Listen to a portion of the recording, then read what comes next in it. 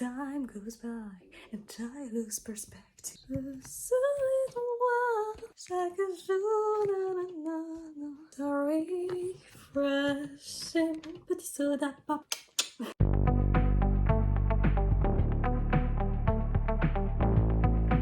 Hello!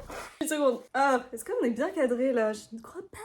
Salut tout le monde, je suis trop contente de vous retrouver pour cette vidéo un peu spéciale. C'est le cas de le dire. Ah! Vous allez m'entendre crier à chacune de mes vidéos, c'est pas possible. Bon, on pense quoi de la outfit déjà? Le petit outfit de circonstance. Ah!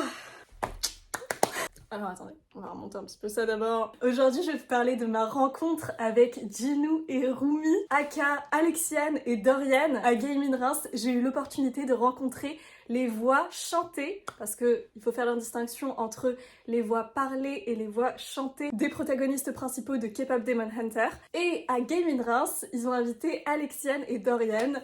Donc... Oh my god, c'était incroyable, franchement. Il fallait arriver tôt pour avoir l'opportunité de les rencontrer. Il y avait des dédicaces et donc j'ai dédicacé... je vais vous raconter, c'est hyper drôle. J'ai dédicacé, donc j'ai ma petite dédicace, attendez, je vais la chercher. Voilà. Petite dédicace, j'ai eu ma photo aussi. Et c'était super drôle parce que... J'avais un peu l'impression d'être la seule adulte, je ne pense pas. Non, il y avait d'autres, en tout cas des adolescents c'est sûr, des filles de 5 ans aussi. Et donc j'arrive en dédicace. Déjà, mais les deux sont absolument adorables. Vous savez, ou vous le savez peut-être pas en fait, mais moi K-pop Demon Hunter, je l'ai vu en anglais et les musiques, je les ai écoutées en français et en anglais. Donc voilà, ça tombait bien. Et alors Alexiane, déjà dès que j'arrive, elle me dit « Oh, t'es trop mignonne !» Dorian, il est adorable. La question que je leur ai posée, c'est de savoir s'ils allaient faire un concert prochainement, s'il allait avoir un concert, voilà, parce que c'est trop génial en fait de pouvoir... voir les vraies voix françaises on stage. Et la réponse de Dorian a été simple, efficace. Oui, on en a un tout à l'heure. C'était génial, c'était absolument génial jusqu'au moment où mon téléphone m'a lâché parce que j'avais pas assez de batterie. Donc je les ai pas pris en train de chanter Free, mais je les ai pris en train de chanter. Il y avait donc Golden pour Roumi / Alexiane. On va faire un effort. Tu veux nous voir? Là tu vas bien nous voir.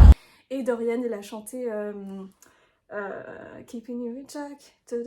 Écoute-moi, parlez avec elle. Que maman t'emmène au mois de départ. Ton sauveur, voilà, / your idol. C'était absolument incroyable, j'étais entourée de gamines de 5 ans et on était tout à fond. Non, c'est pas vrai. Mais quand même, c'est fou parce qu'on se donne une image, comme le film d'animation est mondialement connu, il y a autant des enfants que des adultes qui adorent le film. C'était assez impressionnant d'entendre, moi je connaissais pas toutes les paroles en français, je connais tout en anglais mais en français pas encore. Et du coup c'était chouette d'entendre tout le monde chanter, vraiment tout le monde connaissait toutes les paroles de tout. Et il y a eu un moment où j'étais trop contente parce que Dorian a chanté la musique de Djinou quand il est seul. Vous savez, c'est la première musique qu'il chante quand il fait sa première apparition dans le film, en fait, tout simplement. Et je l'ai eu dans la tête toute la soirée. Moi, j'étais à fond. Et après, il y a même eu une séance interview. Donc, ils ont répondu à plein de questions des fans, des petits et des grands. Du coup, c'était super cool. Il y avait vraiment plein de questions spontanées. Ils nous ont parlé de leurs réactions quand ils ont compris que le film, il avait été une réussite totale. C'était génial. De savoir aussi que, apparemment, celle qui fait la voix de Zoé ressemble au personnage de Zoé, de savoir les points communs voilà, entre les chanteurs et les personnages du film d'animation. C'est un trop bon duo, franchement ils fonctionnent super bien ensemble. Moi la seule question que j'aurais aimé leur poser, j'y ai pas pensé sur le moment, il y a plein de fois comme ça où j'étais là, purée j'aurais dû poser cette question et au final... Bon, c'est pas grave, ce n'est que partie remise. Mais j'aurais aimé leur demander si c'était la première fois qu'ils travaillaient ensemble en duo. Je pense que oui, en vrai, mais j'aurais aimé savoir. Je pense que j'y reviendrai peut-être un peu après, j'ai d'autres choses à vous dire. Mais en tout cas, faut absolument que je vous parle également des doubleurs qui étaient là à cette Gaming Reims. J'ai pu rencontrer la doubleuse de Vi dans Arcane. C'était génial. Donc j'avais rencontré Alice Torrent. J'ai eu pareil, ma petite dédicace que je retrouverai, mais en attendant, je vais vous parler un peu de la rencontre. Il y avait Alice Torrent, il y avait également les doubleuses, je connais pas leur nom par cœur, mais en tout cas j'ai retrouvé donc Caitlin, Silco et Mel, donc il y avait leurs doubleurs français, et notamment ce que j'ai appris c'est que celui qui double Silco en français, c'est aussi la voix d'Aragorn en français. Et je voyais, parce que j'étais à côté, il y avait la file pour le doubleur de Silco et il y avait la file pour Alice Torrent. Et je voyais les personnes avec leurs énormes livres du Seigneur des Anneaux en train de faire dédicacer. Et alors j'ai pu assister à une conférence qui mettait en avant voilà, les doubleurs, qui ont parlé de leur travail, qui ont parlé aussi de l'IA et c'était hyper intéressant. Je les rejoins tellement vraiment sur le fait que l'IA c'est bien pour plein de choses, pour la médecine, des progrès finalement dans la science. Et après par contre, pour ce qui est des métiers tels que le doublage, pour aussi les artistes, hein, une IA, en fait ça va se servir de ce qui a déjà été créé auparavant et ça va mixer le tout. Comme ça après qu'on retrouve des millions de fausses interviews avec des fausses voix, avec des voix, des reprises, etc. Mais là où l'humain ne pourra jamais, je l'espère, mais à l'heure actuelle c'est le cas, et n'est pas détrôné, c'est finalement, et c'est ce que disait donc le doubleur notamment de Silco, c'est dans sa capacité à ne pas savoir en fait ce que va donner sa tessiture au moment de doubler le personnage. Il va pas être en mesure, être capable de dire exactement oui ça va donner ça. En fait c'est sur le moment, c'est sur l'instant où ces doubleurs, doubleuses, ils vont tout donner voilà, pour un personnage et c'est comme ça qui te marque en fait. C'est le fait de donner de sa personne, de son être, c'est l'humain, ok, qui va tout donner pour donner vie à un personnage, incarner ce personnage. Et c'est ces émotions-là qui sont véhiculées d'homme à homme et c'est ça qui fait la magie aussi de l'animation. Tellement important de soutenir ces métiers-là. Et donc, pour en revenir aux rencontres, il y a aussi eu des concours de cosplay. C'était vraiment, je pense, la première fois, parce que même à Japan Expo, il y a tellement de choses à faire que le cosplay, parfois, je passe un peu à côté. Et là, j'ai assisté vraiment de A à Z au déroulement de ce concours cosplay. C'était en fait la sélection de la Coupe de France de l'année prochaine, si je dis pas de bêtises. Coupe de France. Je suis sûre que c'est les bons termes, je suis pas sûre. En tout cas voilà, on sélectionnait les représentants en quelque sorte du Grand Est. Et donc c'était hyper cool. Franchement, t'as l'impression, il te plonge. Je sais pas si ça s'est amélioré au fur et à mesure des années, mais là, on était vraiment plongé dans les ambiances de chacun des personnages. On a vu mais des cosplays, mais de tarés, franchement de fou. Les membres du jury, mais qui étaient aussi vêtus avec des costumes incroyables de dragons. On avait Gérald, on avait une troisième fille aussi très impressionnante. Je me rappelle plus en tête la ref de son cosplay, mais bref, j'ai adoré suivre ça. Et alors aussi les cosplays des gens autres que ceux qui participaient au concours. Incroyable, j'ai envie de vous dire. Le nombre de filles déguisées en Rumi, en filles de K-pop Demon Hunter, mais qui étaient juste trop belle en fait, et bien d'autres aussi que j'ai adoré. D'ailleurs, je pense aussi me mettre au cosplay, ça m'a vraiment beaucoup donné envie. Donc j'aimerais trouver, faudrait que je trouve en fait 2 filles qui accepteraient de faire ça avec moi pour qu'on fasse les Huntrix pour la Japan Expo de l'année prochaine. Et on va continuer avec une artiste que j'ai rencontrée, il y en avait plein, et là j'ai eu un coup de cœur pour une illustration. Je ne sais pas encore si je vais la garder, si je vais l'offrir. Ça c'était la carte de l'artiste en question qui vient de Savoie. Voilà, on a discuté un petit peu. J'adore son nom, c'est Sketch Baroness, qui avait donc en format A4 ou A5 de magnifiques jeunes filles, voilà, avec ce côté un peu baroque. Moi j'ai craqué pour celle-ci. Et je me demande même si je vais pas rajouter moi-même, moi je vais rajouter à l'œuvre, je vais rajouter des petites paillettes parce qu'elle en avait mis sur ses formats un peu plus grands et je trouvais que c'était vraiment une bonne idée. Donc peut-être que je rajouterai ça. Elle est trop jolie. Et j'ai toujours pas remise en vrai. C'est trop bien. C'est comme si j'avais rencontré les personnages. Trop de bonne humeur en fait. Trop de gentillesse. C'était trop cool. Ils étaient trop sympas. Et je me souviens que Dorian, quand on leur a posé la question de quelle était leur musique préférée de Huntrix, il avait dit que c'était Dun Dun Dun et en fait il avait du mal à choisir parce qu'il savait pas trop, c'est compliqué et moi pareil, moi franchement je les aime toutes, c'est très difficile de choisir, je sais pas trop. Golden, Dévoile, alias Sounds Like, c'était super drôle parce que moi je mélangeais, je pense que ça se remarquait, quand tout le monde chantait, moi je mélangeais le français et l'anglais parce que je connais mieux celle en anglais.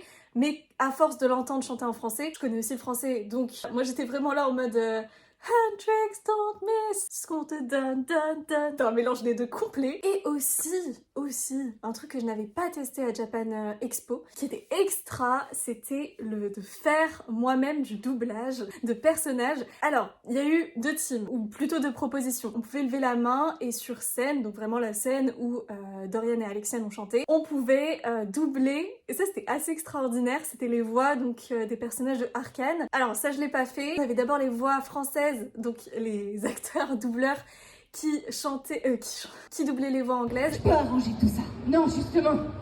Le monde est ainsi fait, il l'a toujours été et le sera toujours. Et ensuite, on avait des personnes qui étaient sélectionnées, qui étaient choisies dans le public pour doubler juste après elles, eux. Et c'est assez impressionnant parce que tu doubles après des professionnels. Mais pourtant, enfin voilà, tout le monde y va, tout le monde est hyper bienveillant. Et moi par contre, je suis partie en cabine de doublage. Donc c'est-à-dire qu'on nous mettait en condition, vraiment on était dans une salle noire, obscure. Et on avait donc 2 personnes. Une qui nous guidait, et je sais que c'est un doubleur connu qui a doublé Connie dans L'Attaque des Titans en voix française et bien d'autres personnages que je connais pas forcément. C'était l'aîné, je crois que c'est Grégoire ou Grégory l'aîné, son nom s'affiche ici. Et franchement, il était plein de bons conseils, on était beaucoup et on a fait des groupes de 3 et il y avait du niveau, putain. Il y a des gens, ils étaient chauds, ils avaient vraiment préparé leur voix, leur tessiture, et il faut y aller, et c'était super drôle. Moi j'ai doublé, alors Red, mon frère il connaît, moi je connais de nom, il me disait qu'il aimait pas trop, donc moi ça m'a jamais donné envie de regarder, mais c'est pas grave, j'ai doublé un personnage de Vinland Saga, voilà. Les personnages d'animé parlent vite, on se rend pas compte, mais ils parlent super vite. On avait un micro, on avait la bande rythmo qui passait, et voilà. J'ai déjà fait du doublage en très amateur, enfin toute seule chez moi, et j'avais pas fait ça depuis longtemps d'ailleurs, donc là c'était une belle expérience. On nous a expliqué comment ça se passait. Oh, et j'ai appris d'ailleurs que celle qui jouait Vi, enfin qui doublait Vi, pourquoi j'ai envie de dire jouer, doublait Vi, donc Alice Torrent, elle m'a expliqué que comme ils avaient doublé la saison 2 pendant le Covid, ils n'avaient pas pu doubler leur personnage en présence des autres personnages. Mais après il arrive bien sûr, et c'est tellement cool en fait de pouvoir doubler avec ses partenaires de jeu. Moi, j'aimerais trop essayer ça, enfin même ma soeur je sais qu'on est fan de doublage, donc si un jour on a l'opportunité d'en refaire ce serait incroyable. Aussi on a eu le droit à de la choré, alors je suis impressionnée si vous faites ça, mais vraiment impressionnée par les personnes qui connaissent les chorégraphies de K-pop par cœur. Vous savez, c'est hyper à la mode maintenant d'avoir l'écran avec le petit compte à rebours 5, 4, 3, 2, 1, et ensuite on a un groupe de K-pop qui se met à danser de malade, et puis t'as toutes les meufs, parce que c'est souvent des meufs qui reproduisent à l'identique la chorégraphie, quasi sans regarder la vidéo, elles sont là tac tac tac, et moi je suis en mode vous êtes trop des boss en fait. Et j'adore la danse. J'ai essayé de le faire chez moi et je vous confirme, c'est super dur. Et donc il y avait des groupes de danse K-pop connus. Il y en a une, je retiens facilement son nom, c'est Moonverse. Et l'autre, j'ai oublié, donc je vais le noter juste ici. Impressionnant. Pareil, elles nous ont fait Golden. Et là, du coup, c'était la musique anglaise, donc je connaissais par cœur les paroles. Et alors, je peux vous dire que j'étais toute seule en train de chanter, c'était génial. Et j'ai vu, et malheureusement, mon téléphone n'avait plus de batterie. Donc moi, j'attendais pour faire du doublage en cabine. Et juste à côté, il y avait Alexiane et Dorian qui étaient en train de faire des dédicaces. Et il y avait notamment un cosplay, s'il vous plaît, de... Comment il s'appelle ?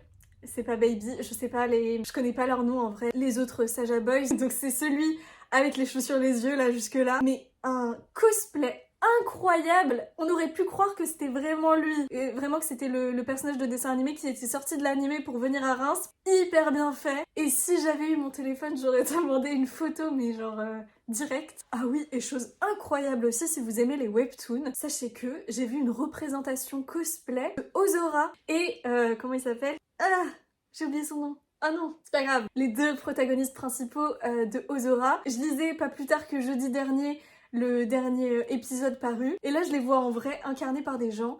Et je me dis, c'est dommage, j'ai pas pu les retrouver parce que j'aurais trop aimé parler de ce webtoon avec des gens qui sont fans aussi. Je pense que je vais conclure sur, parce qu'on parle de quand même une convention sur le Japon, l'Asie, etc. Et j'ai fait un achat. Alors, j'ai trouvé un pull moche de Noël en rapport avec Naruto. J'ai une envie compulsive de produits dérivés Naruto, surtout, alors j'ai un t-shirt super stylé qui va pas tarder à arriver, j'espère, parce que ça fait quand même longtemps que je l'ai commandé. Et là j'ai trouvé un pull, encore avec l'étiquette, donc il a jamais été porté. Il est tout doux au toucher. Je vous laisse contempler ça. Et ce que j'adore, voilà. Et ce que j'adore avec ce genre de pull en fait de Noël, c'est que bah, si t'as pas la ref, tu peux pas comprendre. Si tu connais pas Naruto, je pense pas que tu puisses savoir que c'est forcément lié à Naruto. Et il est super stylé, voilà. Il est vraiment tout doux, il sent il sent le propre, il sent le magasin, donc voilà. Et ouais, trop contente, je l'ai trouvé en S, donc j'espère qu'il m'ira. C'était l'achat de la semaine dernière. Ok, je reviens. J'ai cru que j'avais perdu ma dédicace de Alice Torrent. Et non, et d'ailleurs, sachez que c'est aussi elle qui fait la voix française de Octavia dans Les 100. The 100. Je sais pas si vous l'avez vu ou pas, mais en tout cas, moi je l'avais regardé quand j'étais adolescente au lycée. Et voilà pour la petite anecdote. Et j'adore ce qu'elle m'a écrit. Elle m'a mis: Lina May, n'oublie jamais que c'est ta différence qui fait ta force, cupcake. Et voilà.